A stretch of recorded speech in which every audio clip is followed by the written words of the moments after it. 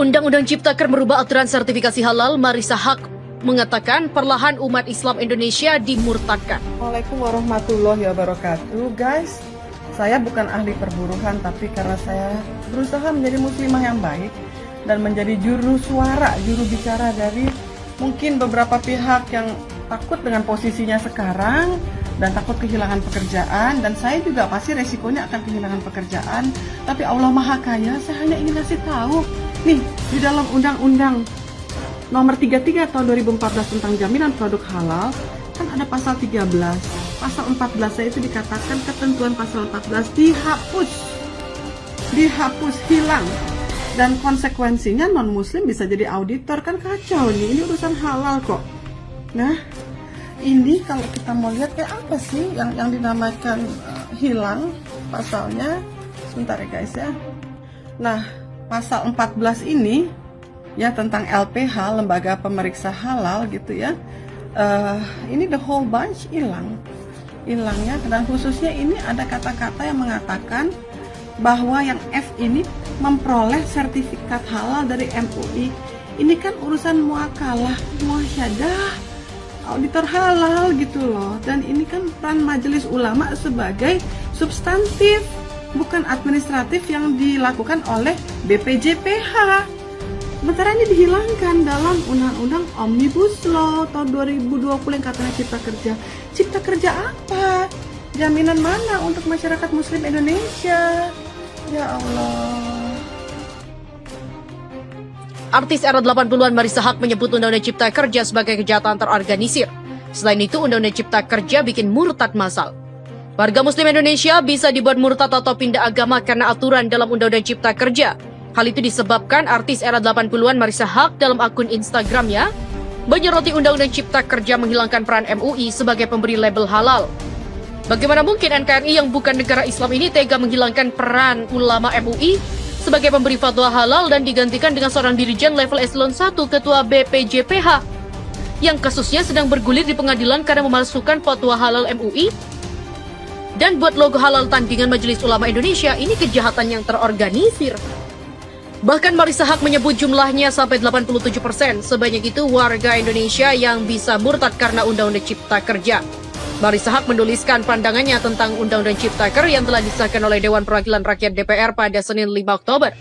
Dengan mengunggah tangkapan layar berisi berita yang berjudul Undang-Undang Cipta Kerja, LPPOM MUI substansi halalnya ambiar tersebut, Marissa menilai bahwa Omnibus Law sungguh jahat. Marissa juga menyayangkan jika para pekerja hanya diberi waktu setengah jam minimal untuk waktu istirahat saat bekerja. Marissa mengaku bahwa dirinya hanya ingin menyoroti jaminan produk halal untuk umat muslim. Ia juga menegaskan bahwa dirinya sudah tidak berpartai politik. Marissa berharap agar kondisi Indonesia semakin membaik ke depannya. Bagaimana doa kita umat Islam Indonesia bisa dikabulkan oleh Allah Azza wa Jalla jika seluruh elemen di badan kita terbangun dari makanan haram yang kita konsumsi. Bangun guys, buka mata dan mata hati kita. Kita memang harus bersabar dan musibah yang datang, tapi kita tidak boleh sabar atas kezoliman, apalagi ini zolim yang terbuka. Pungkas dari Marissa Haque.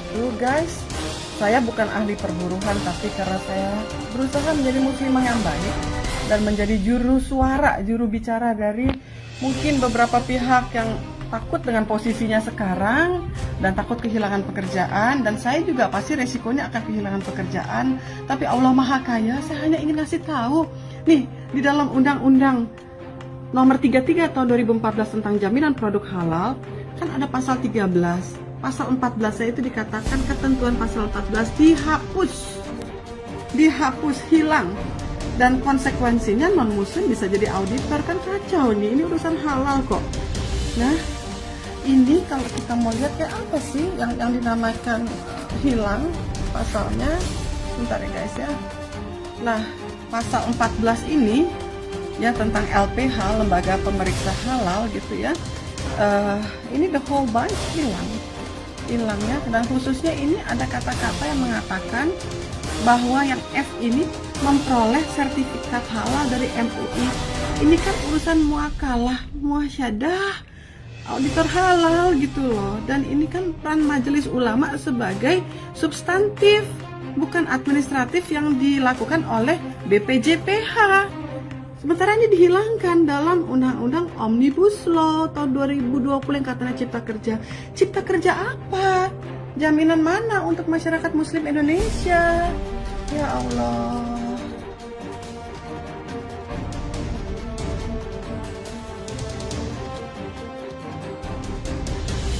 Artis era 80-an Marissa Haque menyebut Undang-Undang Cipta Kerja sebagai kejahatan terorganisir.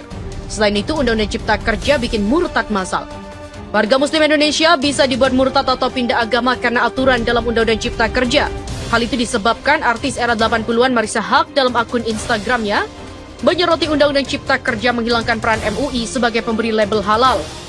Bagaimana mungkin NKRI yang bukan negara Islam ini tega menghilangkan peran ulama MUI sebagai pemberi fatwa halal dan digantikan dengan seorang dirijen level eselon 1 ketua BPJPH yang kasusnya sedang bergulir di pengadilan karena memalsukan fatwa halal MUI dan buat logo halal tandingan Majelis Ulama Indonesia. Ini kejahatan yang terorganisir. Bahkan Marissa Haque menyebut jumlahnya sampai 87%. Sebanyak itu warga Indonesia yang bisa murtad karena Undang-Undang Cipta Kerja.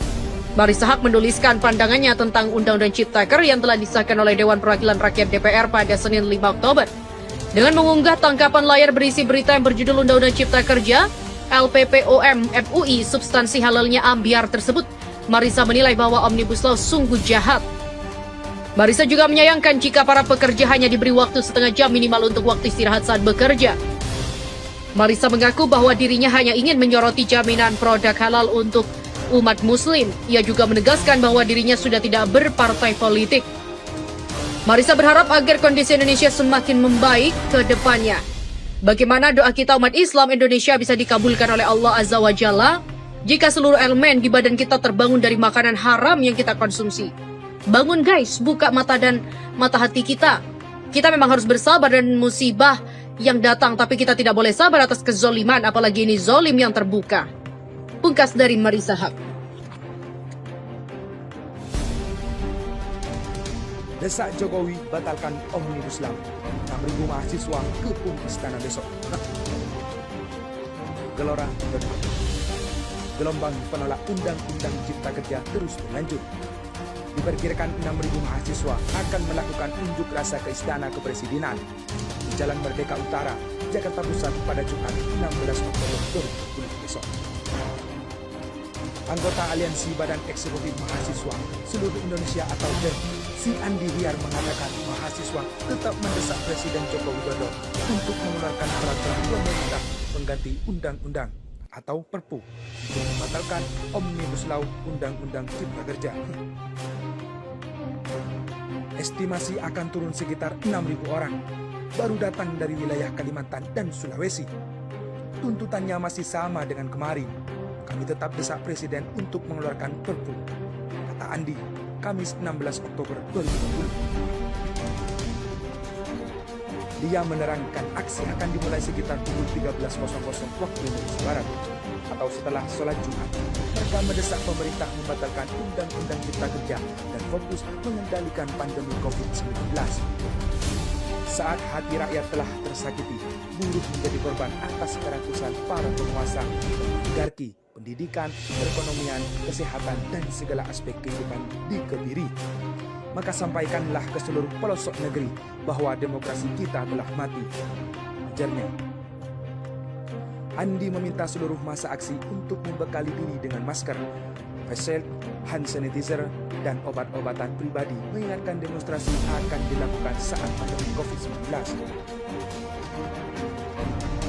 Diketahui, DPR dan pemerintah mengesahkan rancangan Undang-Undang Cipta Kerja menjadi undang-undang dalam rapat paripurna di gedung DPR, Senayan pada Senin 5 Oktober 2020.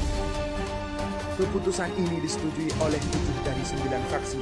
Mereka yang setuju antara lain PDIP, Golkar, Gerindra, Nasdem, PKB, PAN, dan P3. Sementara 2 fraksi yang penolak adalah Demokrat dan PKS. Pengesahan Undang-Undang Cipta Kerja ini juga mengundang reaksi keras dengan gelombang demonstrasi dari masyarakat sipil, seperti mahasiswa, masyarakat adat, kelas pekerja para guru, hingga tokoh agama.